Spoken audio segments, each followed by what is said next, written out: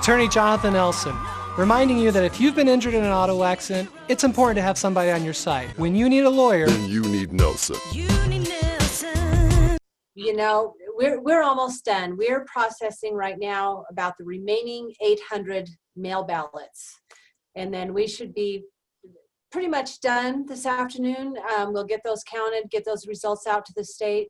And then from here on out, the only thing we will count is anything that was postmarked on election day and received within the next 7 days, as well as those same day registrations who were given provisional ballots. Once those are reconciled up at the state level, they'll tell us whether we count them or not. Because of AB 4, they've allowed us this 10 days to count the ballots.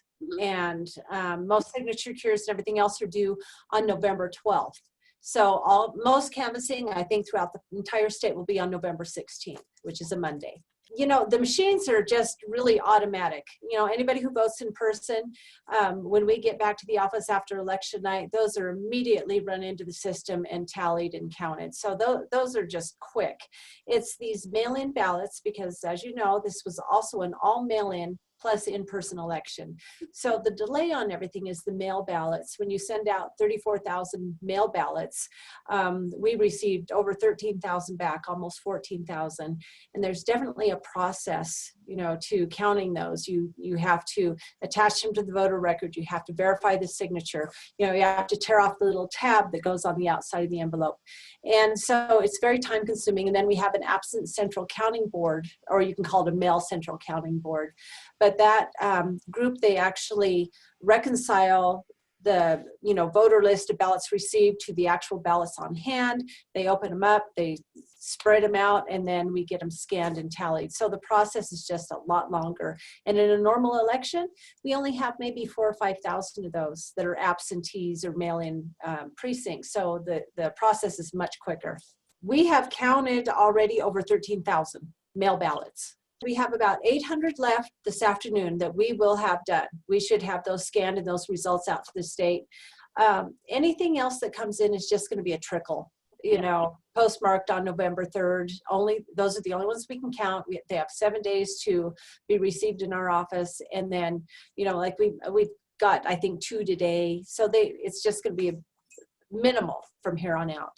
But right now we have a staff of about 10 extra that we brought in office to process the ballots, to help us tear off the little stubs, to alphabetize them, put them in precinct order, that type of thing.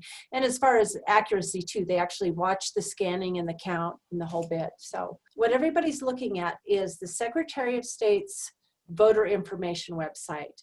So people are seeing that their ballots were returned and received for the primary, but they're not seeing much for the general. They'll see a ballot returned, but if they voted in person, they're not seeing anything there. And the reason is because we upload that information to the Secretary of State's website, but we normally do it after the election is over.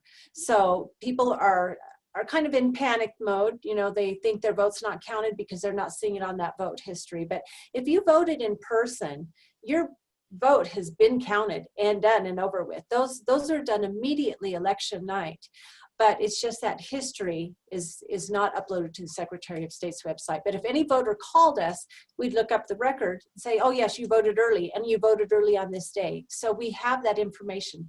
It's just a separate upload. We should have, I'm hoping, a final by 5 for everything we have. We've had about a 71% turnout, which is very high. I think the highest we've had is pretty much a 60%, so it's pretty high.